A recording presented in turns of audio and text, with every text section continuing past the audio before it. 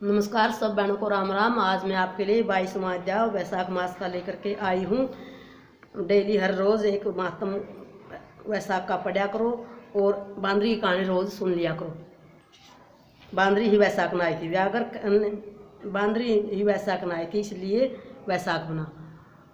बोल वैशाख महात्म्य की जय हो, बोल गणेश भगवान की जय हो। व्यागर कहने लगा कि हे महात्मा, मैं अत्यंत दुर्बुद्धि और पापी हूँ, अपने मुझ पर बड़ी कृपा की है। हे दया के सागर, अब मुझ पर ऐसी कृपा करो जिससे अब मेरी बुद्धि दूषित होकर खोटे कर्मों में न जाए, अतः आप मुझे उपदेश दीजिए। व्याघ्र के ऐसे वचन सुनकर मुनि ने उसको धन्य धन्य कहा और फिर उसको उपदेश देते हुए बोले कि हे व्याघ्र, यदि तू शांति की इच्छा करता है तो वैशाख के धर्मों का पालन कर। हे व्याघ्र, यहाँ पर धूप अत्यंत तेज है, न छाया है न पानी है, इस कारण चलो कहीं दूसरी जगह जल पीकर और छाया में बैठकर स्वस्थ चित्त से तुम्हारे सामने पाप नाशक महात्म्य का वर्णन करूंगा। व्याघ्र हाथ जोड़कर कहने लगा कि यहाँ से थोड़ी दूर पर एक निर्मल सरोवर है, जहाँ फूलों से लदे हुए अनेक कैथ के वृक्ष हैं, वहाँ निश्चय ही चित्त प्रसन्न होगा। व्याघ्र की यह बात सुनकर शंख मुनि उसके साथ चल दिए और थोड़ी दूर पर जाकर उन्होंने देखा कि एक निर्मल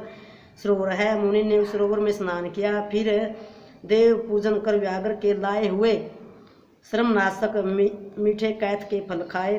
तत्पश्चात व्याघ्र कहने लगा कि हे महात्मन, यदि आप मुझ पर कृपा करो तो यह बतलाइए कि कौन सा धर्म करने से मुझे व्याघ्र जैसी बुरी योनि मिली और फिर आपका सत्संग हुआ।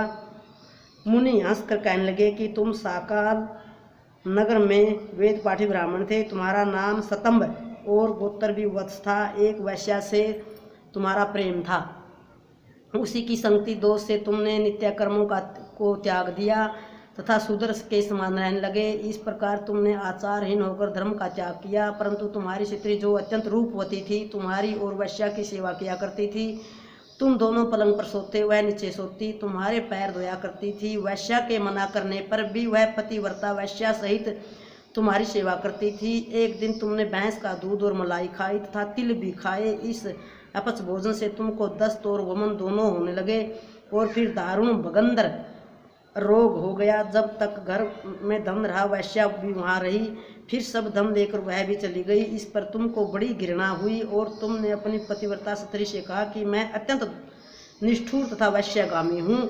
हे सुंदरी, मुझ पापी ने तेरा कुछ उपकार नहीं किया।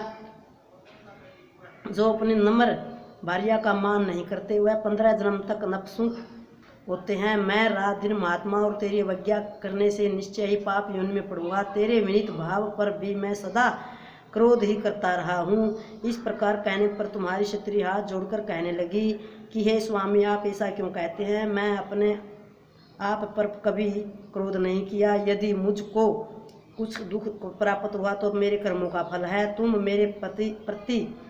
मेरे प्रति दीनता और लज्जा मत करो। जो स्त्री अपने पति के क्रोध को सहन नहीं करे वही साध्वी है। ऐसा कहकर वह अपने पति व भाई के घर से कुछ धन लाकर तुम्हारी सेवा करती रही। दिन रात मल मूत्र धोकर तुमको शुद्ध करती तथा कीड़े आदि निकालती। रात दिन जाए फिर पुराने जूतों की आवश्यकता भी क्या।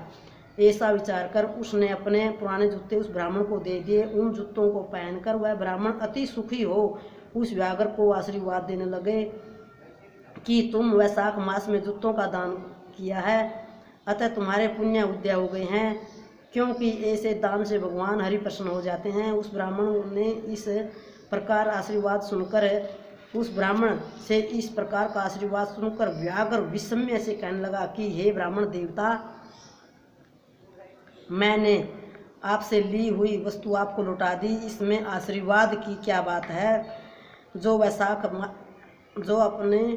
जो आपने वैशाख मास में हरि की प्रशंसा की, सो वह वैशाख और हरि कौन है तथा उसका क्या फल है? ऐसे व्याघ्र के वचन सुनकर ब्राह्मण शंख विचारने लगा कि सब कर्मों का फल जन्मांतर में ही मिलता है। अतः ब्राह्मण बोला, हे व्याघ्र, तुमने मुझको पाप नाश करने वाले जूते दान किए, इससे तेरे पूर्व जन्म के पुण्य उदय हो गए हैं। भगवान तुम पर प्रसन्न हैं। उसी समय मृत्यु द्वारा कल्पित सिंह व्याघ्र के वध के लिए दौड़ता हुआ आया, परंतु बीच में देव कल्पित हाथी को देखकर पहले उसको मारने का उद्योग